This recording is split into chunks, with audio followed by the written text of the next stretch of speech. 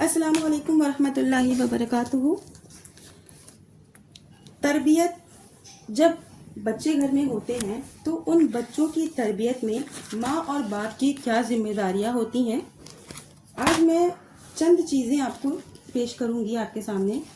ہماری اولاد ہمارے پاس اللہ کی امانت ہے، اور ہر ماں باپ کے دل میں اللہ تعالیٰ نے امانت کی ذمہ داری کا فطری احساس پیدا کیا ہے۔ کوئی شخص کبھی اپنی اولاد کے بارے میں یہ نہیں سوچتا کہ میرا بچہ نالائق، نافرمان اور جاہل ہو، بلکہ ہر شخص کی تمنا یہی ہوتی ہے کہ میری تمام اولاد فرمانبردار، ایماندار، مذہب اور تعلیم یافتہ ہو۔ باپ خود بے نمازی ہو، فاسق ہو، فجور میں مبتلا ہو، لیکن وہ کبھی یہ برداشت نہیں کرے گا کہ میری اولاد بھی میری طرح نافرمان اور غیر ذمہ دار ہو۔ یہ امانت کا احساس ہے جو باپ کے دل میں اللہ تعالیٰ نے اولاد کی طرف سے پیدا کر رکھا ہے۔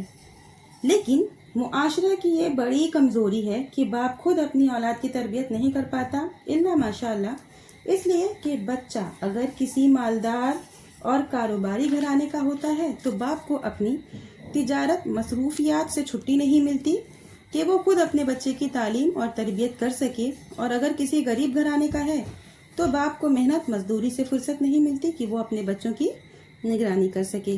ویڈیو میں نے آپ کو ایک مالدار اور ایک غریب دونوں ہی باپ کی مجبوریوں کو بتا دی ہوں۔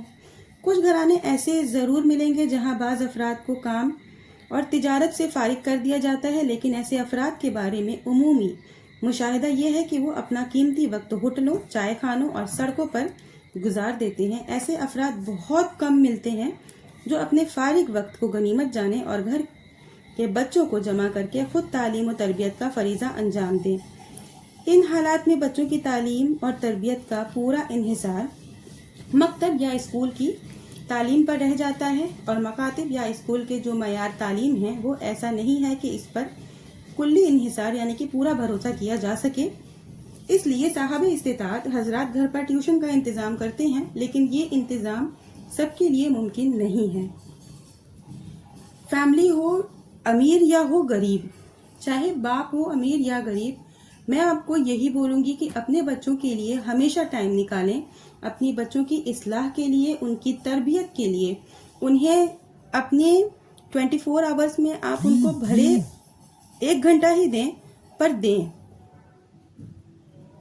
اور بچوں کی تربیت میں وقت دینے کے بعد آپ ریزلٹ دیکھیں، اور پھر مجھے کمنٹ میں بتائیے گا کہ میری ویڈیو صحیح تھی یا غلط تھی۔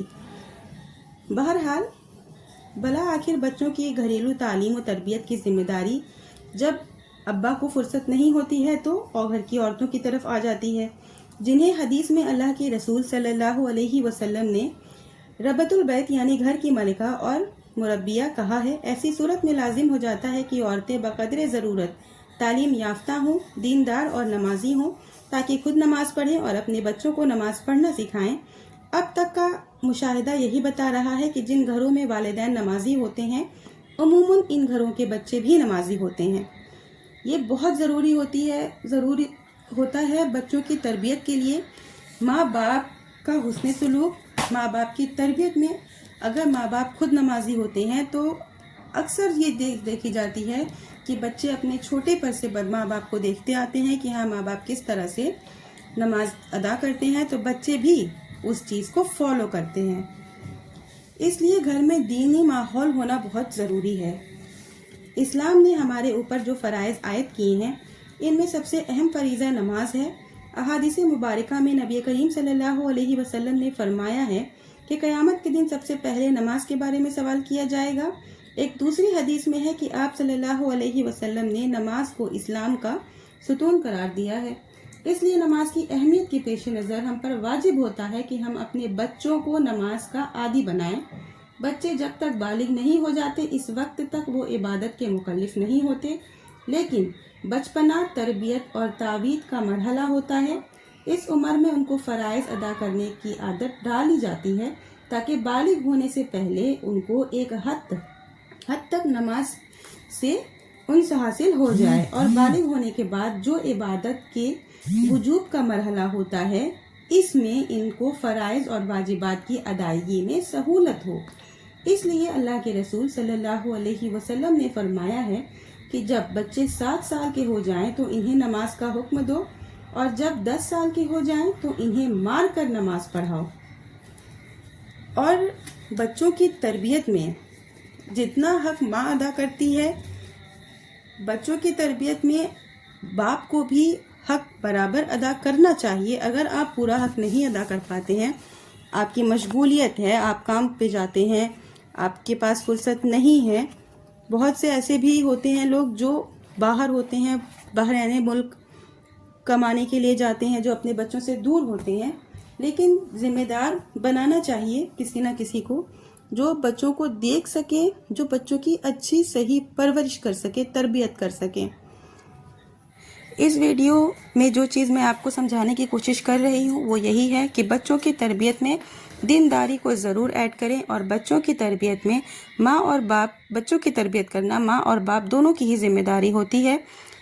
جو زندگی گزر گئی ہے ہمیں اللہ کا شکر ادا کرنا چاہیے، اور جو زندگی باقی رہ گئی ہے اس پر بھی ہم اللہ کی رحمت کے طلبگار ہیں۔ آخر میں اللہ سے دعا ہے کہ اے اللہ ہم سب پر اپنی لامحدود رحمتوں کا فیض عطا کر دے، ہمارے دلوں میں سکون دے، ہماری دعاؤں کو اپنی رضا کے مطابق قبول کر لے، ہماری مشکلیں ختم کر دے، آمین یا رب العالمین۔ وآخر دعوانا ان الحمدللہ رب العالمین۔ ملتے ہیں نیکسٹ ویڈیو میں۔